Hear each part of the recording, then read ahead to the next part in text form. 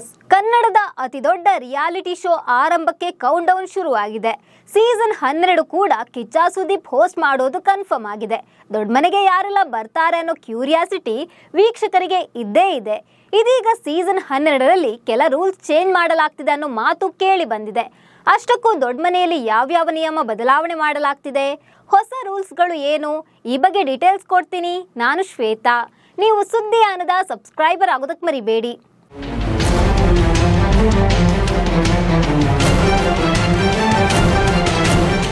ಒಂದು ಮನೆ 100ಕ್ಕೂ ಹೆಚ್ಚು ದಿನ, ವಿಭಿನ್ನ ಮನಸ್ಥಿತಿಯ ಸ್ಪರ್ಧಿಗಳು.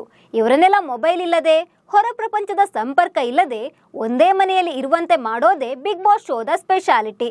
ಇದ್ರ ಜೊತೆ ಬಿಗ್ ಬಾಸ್ ನೀಡುವ ಹೊಸ ಹೊಸ ಟಾಸ್ಕ್ಗಳು, ಅದೇ ಸಂದರ್ಭದಲ್ಲೇ ಫ್ರೆಂಡ್ಸ್ ಅಂತ ಅಂದುಕೊಂಡವರ ನಡುವೆಯೇ ನಡೆಯುವ ಕಿತ್ತಾಟ, ಒಬ್ಬರ ವಿರುದ್ಧ ಒಬ್ಬರು ಹೇಳುವ ಚಾಡಿ ಮಾತು, ಎದುರಿಗೆ ಚೆನ್ನಾಗಿರುವಂತೆ ನಟಿಸಿ ಹಿಂದಿನಿಂದ ಪಿನ್ ಇಡುವವರ ಮುಖಗಳನ್ನು ಅನಾವರಣ ಮಾಡೋದ್ರಿಂದಲೇ ಬಿಗ್ ಬಾಸ್ ಶೋ ಜನಪ್ರಿಯತೆಯನ್ನ ಗಳಿಸಿದೆ. ಇದೀಗ ಬಿಗ್ ಬಾಸ್ ಸೀಸನ್ 11 ಯಶಸ್ವಿಯಾಗಿದ್ದು, ಬಿಗ್ ಬಾಸ್ ಕನ್ನಡ ಸೀಸನ್ 12 ಆರಂಭಕ್ಕೆ ಕ್ಷಣಗಣನೆ ಶುರುವಾಗಿದೆ. ಹೊಸ ಸೀಸನ್ ಹೊಸತನದೊಂದಿಗೆ ಆರಂಭವಾಗಲಿದೆ.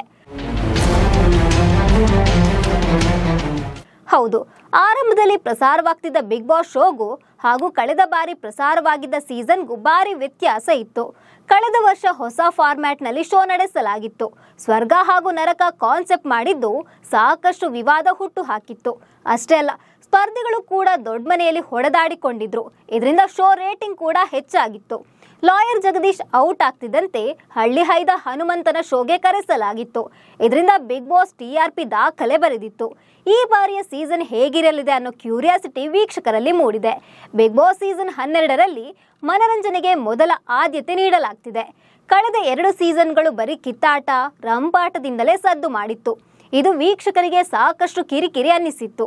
ಹೀಗಾಗಿ ಈ ಬಾರಿಯ ಸೀಸನ್ ಅಲ್ಲಿ ಮನರಂಜನೆಗೆ ಹೆಚ್ಚು ಆದ್ಯತೆ ನೀಡಲಾಗ್ತಿದೆ ಅಂತ ಹೇಳಲಾಗ್ತಿದೆ.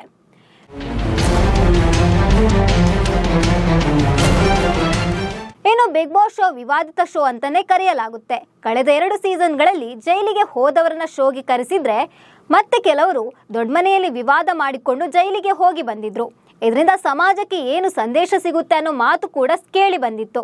ಹೀಗಾಗಿ ಪ್ರೆಸ್ ಮೀಟ್ ನಲ್ಲಿ ಈ ಬಗ್ಗೆ ಕಿಚ್ಚ ಸುದೀಪ್ ಅವರ ಬಳಿ ಕೇಳಲಾಗಿತ್ತು. ಇದಕ್ಕೆ ವಿವಾದ ಮಾಡಿಕೊಂಡವರು ಬಂದ್ರು, ಅವರನ್ನ ನಾವು ಕಂಟ್ರೋಲ್ ಮಾಡ್ತೀವಿ ಅಂತ ಕಿಚ್ಚ ಸುದೀಪ್ ಹೇಳಿದ್ದಾರೆ. ಹೀಗಾಗಿ ಈ ಬಾರಿಯೂ ವಿವಾದ ಮಾಡಿಕೊಂಡವರಿಗೆ ಎಂಟ್ರಿ ಇದ್ದೇ ಇದೆ. ಬಿಗ್ ಬಾಸ್ ಕನ್ನಡದಲ್ಲಿ ಕನ್ನಡವೇ ಮಾಯ ಆಗ್ತಿದೆ ಅನ್ನೋ ಮಾತು ಕೇಳಿ ಬಂದಿತ್ತು. ಈ ಬಗ್ಗೆ ಕಿಚ್ಚ ಸುದೀಪ್ ಕೂಡ ಅಸಮಾಧಾನ ವ್ಯಕ್ತಪಡಿಸಿದ್ರು. ಈ ಬಾರಿ ಕನ್ನಡಕ್ಕೆ ಹೆಚ್ಚು ಪ್ರಾಮುಖ್ಯತೆಯನ್ನ ನೀಡಲಾಗುತ್ತೆ ಅಂತ ಆಯೋಜಕರು ಹೇಳಿದ್ದಾರೆ. ಇನ್ನು ಬಿಗ್ ಬಾಸ್ ಆರಂಭದ ಸೀಸನ್ಗಳಲ್ಲಿ ಸೀಕ್ರೆಟ್ ರೂಮ್ ಅನ್ನೋ ಕಾನ್ಸೆಪ್ಟ್ ಇತ್ತು. ಸ್ಪರ್ಧಿಗಳನ್ನ ಏಕಾಏಕಿ ಮನೆಯ ಯಾವುದಾದ್ರೂ ಒಂದು ಬಾಗಿಲಿನಿಂದ ಮಾಯ ಆಗೋ ರೀತಿ ಮಾಡಲಾಗ್ತಿತ್ತು. ಅಥವಾ ಎಲಿಮಿನೇಟ್ ಆದಂತಹ ಸ್ಪರ್ಧಿಯನ್ನೇ ಕಿಚ್ಚನ ವೀಕೆಂಡ್ ವೇದಿಕೆಗೆ ಕರೆಸದೆ ಸೀಕ್ರೆಟ್ ರೂಮ್ ನಲ್ಲಿ ಇಡಲಾಗ್ತಿತ್ತು. ಮನೆಯೊಳಗಡೆ ಇರುವ ಸ್ಪರ್ಧಿಗಳು ಓರ್ವ ಸ್ಪರ್ಧಿ ಎಲಿಮಿನೇಟ್ ಆಗಿದ್ದಾರೆ ಅಂತ ಭಾವಿಸಿರ್ತಿದ್ರು. ಆದ್ರೆ ಅವರು ಸೀಕ್ರೆಟ್ ರೂಮ್ ನಲ್ಲಿ ಇಟ್ಕೊಂಡು ಮನೆಯಲ್ಲಿ ಯಾರು ಹೇಗೆ ಆಟ ಆಡ್ತಿದ್ದಾರೆ, ಯಾರು ಏನ್ ಮಾತಾಡ್ತಾರೆ ಅಂತ ಗಮನಿಸ್ತಿದ್ರು. ಅದಾದ್ಮೇಲೆ ಮತ್ತೆ ಮನೆಯಲ್ಲಿ ಪ್ರತ್ಯಕ್ಷ ಆಗಿ ಎಲ್ಲರಿಗೂ ಶಾಕ್ ನೀಡ್ತಿದ್ರು. ಮನೆಯಲ್ಲಿ ಯಾರು ಹೇಗೆಲ್ಲ ಆಡ್ತಿದ್ದಾರೆ ಅಂತ ತಿಳ್ಕೊಂಡು ಆಟದ ವರಸೆ ಕೂಡ ಚೇಂಜ್ ಮಾಡ್ಕೊಳ್ತಿದ್ರು. ನಿಜಕ್ಕೂ ಈ ಟಾಸ್ಕ್ ವೀಕ್ಷಕರಿಗೆ ಸಖತ್ ಮಜಾ ಕೊಡ್ತಿತ್ತು.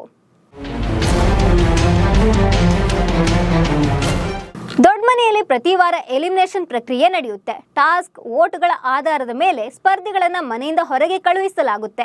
ಹಿಂದಿನ ಸೀಸನ್ಗಳಲ್ಲಿ ಎಲಿಮಿನೇಟ್ ಆಗಿ ಮನೆಯಿಂದ ಹೊರ ಹೋದವರ ಬಳಿ ಕಿಚ್ಚ ಮಾತುಕತೆ ನಡೆಸ್ತಿದ್ರು. ಮನೆಯಲ್ಲಿ ಏನ್ ಇಷ್ಟ ಆಯ್ತು, ಯಾವ ಸ್ಪರ್ಧಿ ಇಷ್ಟ ಆಗಿಲ್ಲ, ಅದಕ್ಕೆ ಕಾರಣಗಳನ್ನ ಕೇಳಲಾಗ್ತಿತ್ತು. ಆದ್ರೆ ಈಗ 4 ರಿಂದ 5 ಪ್ರಶ್ನೆಗಳಲ್ಲಿ ಎಲಿಮಿನೇಟ್ ಆದವರ ಜೊತೆಗಿನ ಮಾತುಕತೆ ಮುಗಿಸಿ ಬೇಗನೆ ಮನೆಗೆ ಕಳುಹಿಸಲಾಗ್ತಿದೆ. ಇನ್ನು ಬಿಗ್ ಬಾಸ್ ಮನೆಯಲ್ಲಿ ಸೋಷಿಯಲ್ ಮೀಡಿಯಾದಲ್ಲಿ ಸದ್ದು ಮಾಡಿದವರು, ಕಾಂಟ್ರವರ್ಸಿ ಮಾಡಿದವರಿಗೆ ಬಿಗ್ ಬಾಸ್ ಶೋದಲ್ಲಿ ಸ್ಪರ್ಧಿಗಳಾಗಿ ಆಯ್ಕೆ ಮಾಡಲು ಹೆಚ್ಚಿನ ಆದ್ಯತೆ ಸಿಗ್ತಿದೆ ಎಂಬ ಮಾತು ಕೇಳಿ ಬಂದಿದೆ.